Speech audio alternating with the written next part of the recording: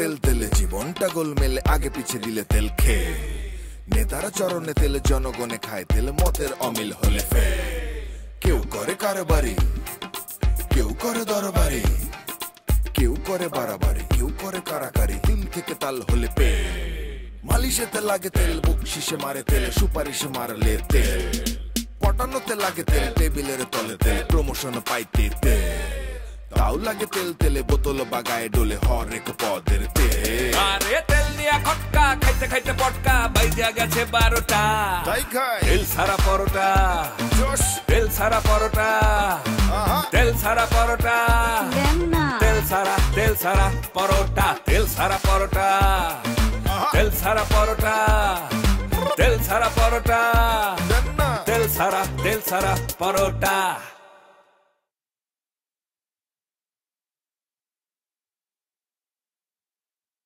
আমার বিশ্বাস হয় না ওরে আমাকে ব্ল্যাক ডায়মন্ড এরম করে মারে নাই আমি নিশ্চিত ও বং ধরছে তুই কি বলতেছিস আমি বুঝতেছি বড় ভাই আমি নিশ্চিত ব্ল্যাক ডায়মন্ড ওরে এইভাবে মারে নাই ও বং ধরছে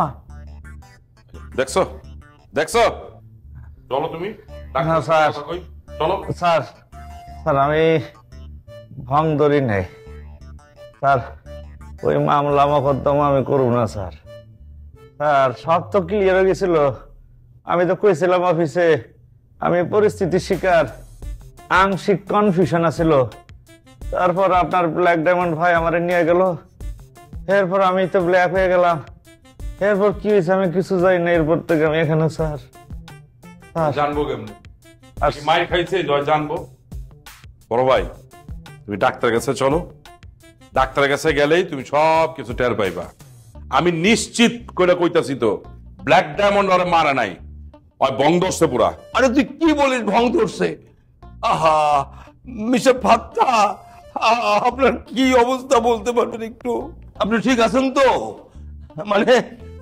আমি একটা কথা বলি আমি আমার ছোট ভাইয়ের বিচার করব প্লিজ আপনি মামলা টামলা করতে চান না আমি আপনার দায়িত্ব নিচ্ছি আমি বলতেছি আমার ব্ল্যাক ডায়মন্ডের বিচার আমি করব আরে বড় ভাই তোমার তো আমি কইলামই চলো স্যার চলো স্যার চলো স্যার স্যার আমি মামলা করুম না আপনাদের কোনো দোষ নাই দোষ তো আমার দেখার আমি ঠিকঠাক দেখুম এখন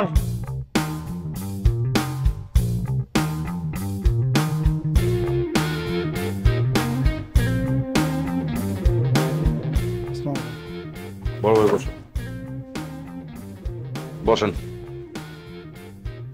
ডাক্তার সাহেব 3 নম্বর বেডের পেশেন্টের এখন কি অবস্থা রোগীর অবস্থা ভালো না রোগীর অবস্থা ভালো না মানে কি হয়েছে তার অ্যাটম টু মার্ডার কি বলতেছেন না বলতেছেন অ্যাটেম্প টু মার্ডার রোগীর তো দেখলাম খুব ভালো অবস্থায় আছে ওর তো কোথাও কিছু হয় নাই কেস হতে পারে ডাক্তার সাহেব আমি একটু কথা বলি এই রোগীর দায়িত্ব আমি নেব প্লিজ এই রোগী যেন কোনো কেস টেস না করতে পারে আমি আমি আমি আরে বড় ভাই দাঁড়াও না কি বলতেছো না বলতেছো ডাক্তার সাহেব আপনি ঠিক করে বলেন তো কি হয়েছে রোগীর আমি যা বলছি রাইট বলছি বড় ধরনের আঘাত হয়েছে বড় ধরনের আঘাত মানে ভিতরে ইঞ্জুরি ধরা পড়ছে বহুত সমস্যা বড় সমস্যা আপনি কি উল্টা পাল্টা কথা বলতেছেন আরে তুই রাখ আমি একটা কথা বলি টাকা পয়সাটা একদম ভাববেন না সব টাকা পয়সার দায়িত্ব আমার রুগীকে ভালো করেন আমি চাচ্ছি রুগী ভালো হোক সুস্থ হোক প্লিজ আমি চাই না কোনো কেস তোর কোনো কথা আমি শুনবো না আরে কি বলতেছো বড় ভাই শুনেন মিথ্যা কথা বলবেন না আমি যা বলছি রাইট বলছি প্লিজ ভগবান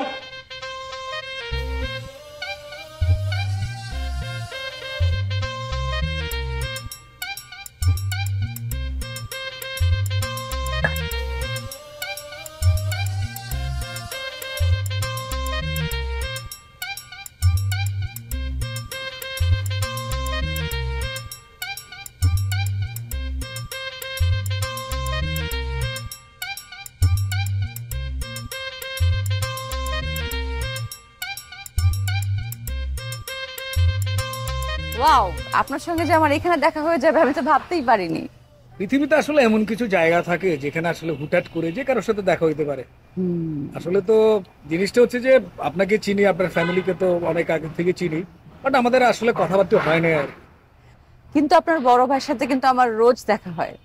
ও কোথায়? কেন, বাবার হোটেলে? আচ্ছা আচ্ছা আচ্ছা, না বাবার হোটেলের কথা তো ভাইয়ের মুখে অনেকবার শুনছিলাম।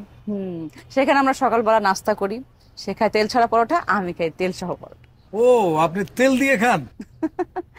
শুধু তেল দিয়ে খাই না, আমার সম্পূর্ণ ফ্যামিলিটা একদম তেলের উপর দাঁড়িয়ে আছে। আমাদের কোম্পানির নাম তো জানেন, তিলেখাজা অয়েল মিল লিমিটেড কোম্পানি। আমার বাবা নিয়তি পেট্রোল পাম্পের উপর দাঁড়িয়ে আছে। আমার বড় চাচা আলতাবানু সরিষার তেলের উপর দাঁড়িয়ে আছে। আমার ছোট চাচা ব্ল্যাক ডায়মন্ড কালো জিরা তেলের উপর দাঁড়িয়ে আছে। আর আমার ছোট বোন চন্দ্রকন্যা নিদ্রা কুসুম সুগন্ধি তেলের উপর দাঁড়িয়ে আছে। যেই তেল একবার ইউজ করলে সবার ইনসোমিনিয়া চলে যাবে, মাথা একদম ঠান্ডা আর আরামসে ঘুমাতে পারবে। আপনারা টোটাল ফ্যামিলি তো তেলের উপর দাঁড়ায় আছেন, বসে আছেন, শুয়ে আছেন, কিন্তু আপনারা তো রিস্কের ভিতরে দাঁড়ায় আছেন। কিভাবে?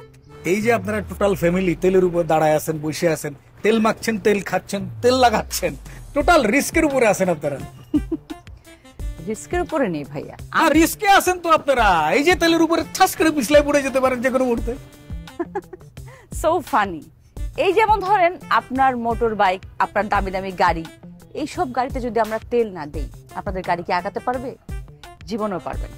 সো আমরা পেট্রোল দিয়ে, তেল দিয়ে আমাদের সমাজটাকে, দেশটাকে এগিয়ে নিয়ে যাচ্ছি।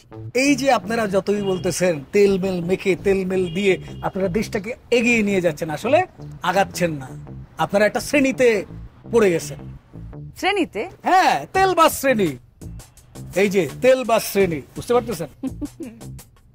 আপনিও দেখছি আপনার ভাইয়ের পথেই হাঁটছেন। এই যে আপনারা আসলে তর্ক ছাড়া কথাই বলতে পারেন না, কিন্তু আমরা ভাবি অন্যভাবে। যেমন আপনাকে নিয়ে নতুন একটা ভাবনা ভেবেছি। কি?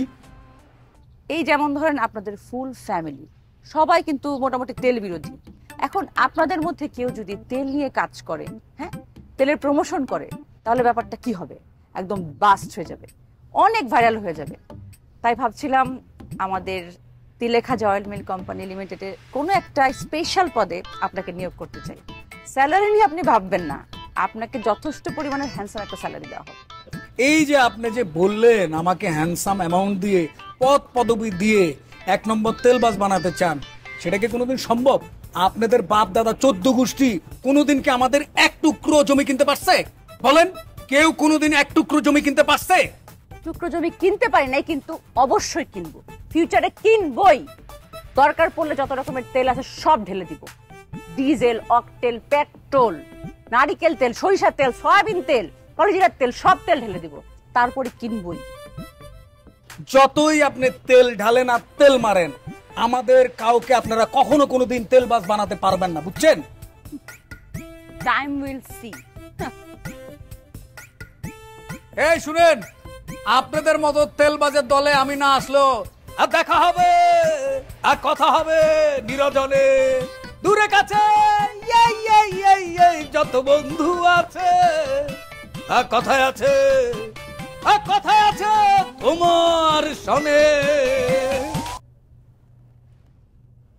আমরা মার্ডার কেসে পড়ে যাচ্ছিলাম, মার্ডার হয়ে যাচ্ছিল, মার্ডার হয়ে গেলে মার্ডার কেস খেয়ে যেতাম। এখন কি হবে? হ্যাঁ, ফাঁসির আসামি, জেলখানায় যাব, ফাঁসিতে ঝুলবো। তুমি এগুলো কি বলতেছো? মার্ডার কেসের আসামি, ফাঁসিতে ঝুলতাম মানে অ্যাটেম্প টু মার্ডার? ও কোথায় মার্ডার করতে গেছে? ও কিছু করছে? ও তো কিছুই করে না, ওর গায়ে তো কাজই করে নাই। ও তো একটা নাটক বাস। ও দেখো না তুমি হসপিটালে কি করতেছিল? ওরা যখন আমি ধরছি ও তখন আই আই করে উঠতেছিল। হ্যাঁ, ডাক্তারও তো একটা নাটক বানাইছে।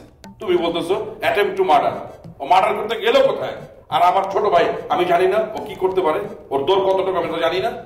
তুই তো বুঝতেই চাচ্ছিস না, ডাক্তার তো ক্লিয়ার করে দিল অ্যাটেম্প টু মার্ডার।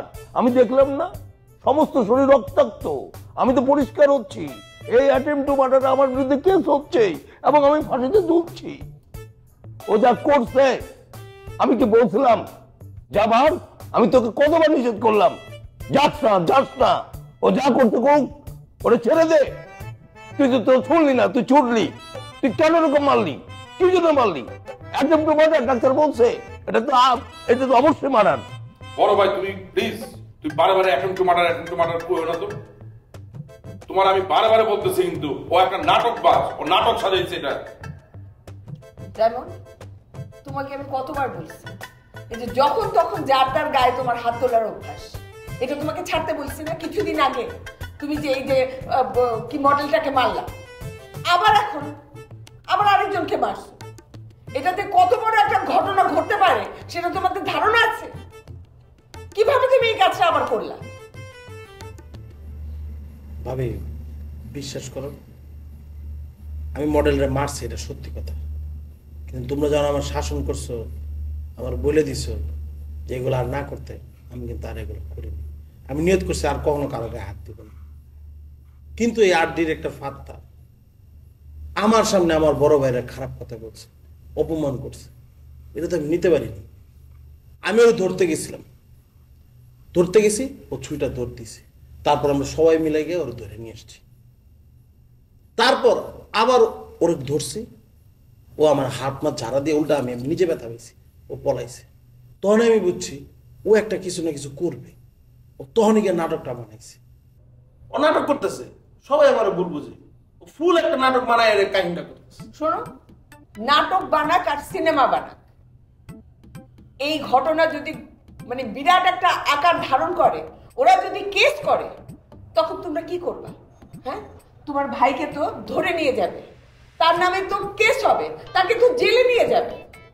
এই বয়সে সে জেলে যেয়ে থাকতে পারবে? আর তোমাদের কোম্পানির কি অবস্থা হবে একবার ভেবে দেখছো? এই কোম্পানির সমস্ত সুনাম তো ধুলায় মিটতে যাবে। কি বলতেছো ভাবি? তুমি একটা নাটক বাজার জন্য তুমি এইসব কথা বলতেছো? তুমিও তো এই ভাইয়ের মতো কথা বলতেছো যে ওই কি অ্যাটেম্প টু মার্ডার, ওই ছেলে ও কি ওরা মারছে? আমি বারে বারে বলতেছি ও একটা নাটক বানাইছে, তুমি ভাইয়ের সাথে তুমি তাল মিলাই যাচ্ছ। দেখো, এই যে নাটক বলো আর যাই বলো, এটা কিন্তু একটা নতুন ক্লু। তোমাদের বিরুদ্ধে যে ষড়যন্ত্রকারী আছে না, তার একটা নতুন ষড়যন্ত্রের সুযোগ করে দিচ্ছে, নতুন করে আবার একটা নতুন ষড়যন্ত্র করবে সে, তখন বুঝবা।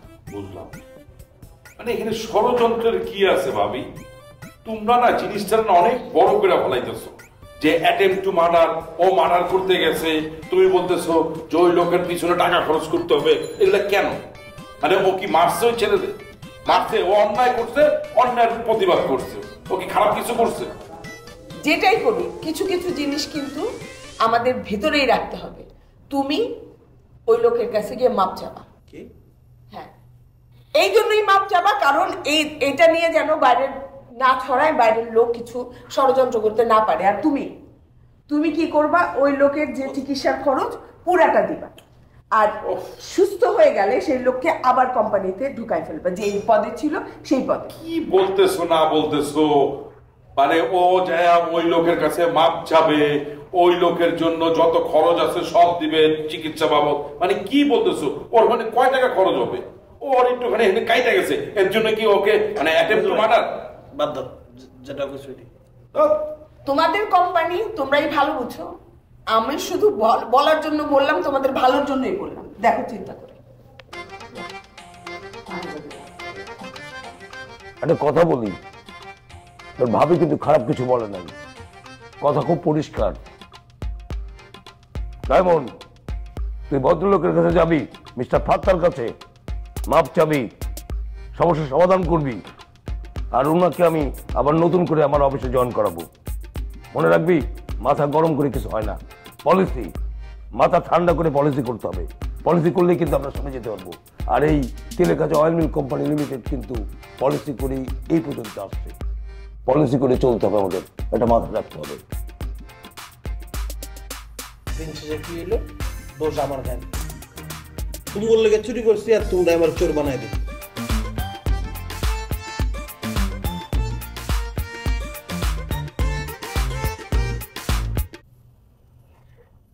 বিশ্বাস অবিশ্বাস বললা দুটো শব্দ আছে, আর এই দুইটা শব্দ যদি ঠিকঠাক মতো ব্যবহার না করন যায় না, তাইলে আর সংসার টিকে না।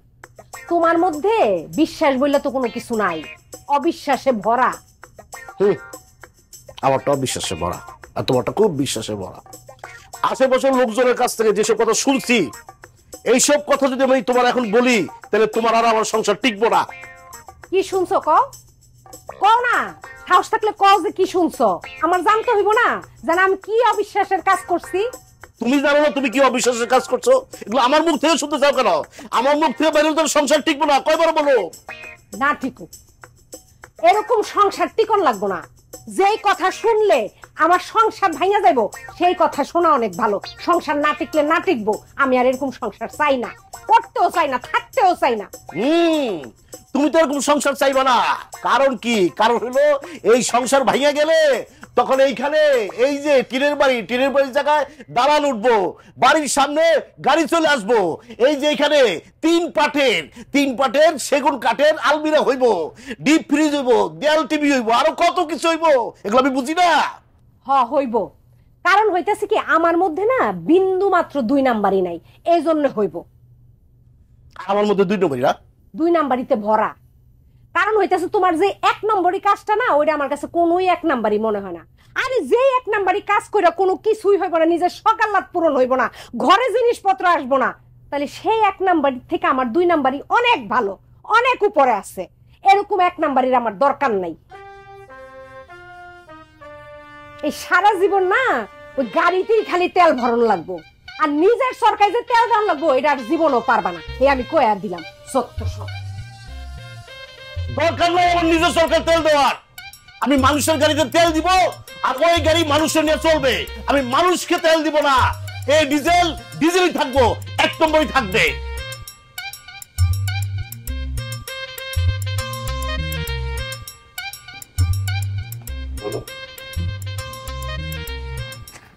বলছিলাম কি, তিলের খাজা অয়েল মিল কোম্পানি লিমিটেডের মধ্যে তুমি আমাকে একটা নতুন কোম্পানি তৈরি করতে দিয়েছো, সূর্যকন্যা নারিকেল তেল। এটা তো আস্তে আস্তে অনেক সাকসেসফুল হচ্ছে, সূর্যকন্যা বড় হচ্ছে। এখন এইটাকে নিয়ে আমার একটু আলাদা করে ভাবতে হচ্ছে। কি ভাবছো বলো? এই তো মানে এটাকে সাকসেসফুল করতে হলে আমাকে একটু আলাদা জায়গা লাগবে। মনে করো আলাদা ফ্যাক্টরি, আলাদা অফিস, আলাদা প্রোডাকশন টিম, আলাদা ডিরেক্টর, আর্ট ডিরেক্টর, জানি এইটার মেকিংটা, এটার মার্কেটিংটা একদম ডিফারেন্ট হয়, সবচেয়ে ভিন্ন হয়। সূর্যকন্যা, তুমি আমার মেয়ে, তুমি কখন কি ভাবছো আমি তো বুঝতে পারি। তোমার এই কথার মধ্যে দিয়ে আমি এটা বুঝতে পারছি, তিলে খাজা অয়েল মিল কোম্পানি লিমিটেড থেকে তুমি একটু আলাদা হতে চাচ্ছ তো? না বাবু, কখনো না, আমি তো কল্পনাও করতে পারিনি এই কথাটা। আবু, আপু এই পর্যন্ত যত সিদ্ধান্ত নিয়েছে সবকিছু কিন্তু হুটহাট নেয়নি, অনেক ভেবে চিন্তে নিয়েছে, যার ফলে রেজাল্ট সবসময় পজিটিভ হয়েছে। আর আমার মনে হয় আবু এখন যে সিদ্ধান্ত নিয়েছে এটার রেজাল্ট একদম পজিটিভই হবে, তুমি দেখো। আমি জানি চন্দ্রকন্যা তুমি আমার সেই সুইট কন্যা, আমি জানি। এই যে চন্দ্রকন্যা আমাদের নির্দা কুসুম সুগন্ধি তেলটা মার্কেটে কিন্তু এখন তোমার থেকে কিন্তু দামি। এটা সম্ভব হয়েছে ওর তীক্ষ্ণ বুদ্ধির কারণে। সূর্যকন্যা, আমি একটা কথা বলি, আমাদের যে পারিবারিক 91 পরিবারের যে ঐতিহ্য, এটা দাম করে ভেঙে ফেলো না। আমরা একসঙ্গে আছি, আমি বলছি একসঙ্গে চলি, দেখো ভালো থাকবে। তুই একটা মিথ্যু, ক্যাশির নামে কোনো ঘূর্ণিঝড় নাই। আমি কারো উপরে রাগ করে নাই, নাস্তাটা করতেছি, করতে দেন। প্রাইভেট কারের মালিক যারা তাদের ব্যাপারে একরকম, আবার যারা ড্রাইভার তাদের ব্যাপারে আরেক রকম। তিলের খাজা অয়েল মিলের মডেল কালো জিরা, কালো মডেলকে নাক্কাই পাঠিয়ে দিয়েছে। স্যার, যেহেতু জায়গাটা একটু রোমান্টিক আছে, আপনি কিন্তু এটা রোমান্টিক পার্ক নাম দিতে পারেন স্যার। তিলে খাজা রোমান্টিক তারকা পার্ক কেমন লাগবে? আরে ভাই, তুমি তো কাম ঝালাপালা করে ফেলেছো একটা বিষয়। আরে তেল দিয়া খটকা খাইতে খাইতে পটকা বাইজা গেছে 12টা। তেল সারা পরোটা, তেল সারা পরোটা, তেল সারা পরোটা, তেল সারা পরোটা, তেল সারা পরোটা, তেল সারা পরোটা, তেল সারা পরোটা, তেল সারা পরোটা।